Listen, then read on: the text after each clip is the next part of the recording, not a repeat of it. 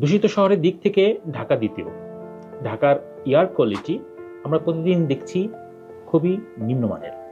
অর্থাৎ আপনি আমি এই শহরে যে শ্বাস প্রশ্বাস নিচ্ছি তা আমাদের লাংসকে দূষিত করে চলেছে। একটি সমীক্ষায় দেখা গেছে যে বাংলাদেশের এই শহরে বসবাসরত মানুষদের মধ্যে, বিশেষ করে পুরুষের মধ্যে লাংস ক্যান্সার দ্বিতীয়, মহিলাদের ক্ষেত্রে এটি ষষ্ঠতম মৃত্যুর কারণ। অর্থাৎ বিভিন্ন ধরনের ইনফেকশন লাংস আক্রান্ত হচ্ছে, যেমন টিউবারকুলোসিস তার মধ্যে অন্যতম, বা টিবি।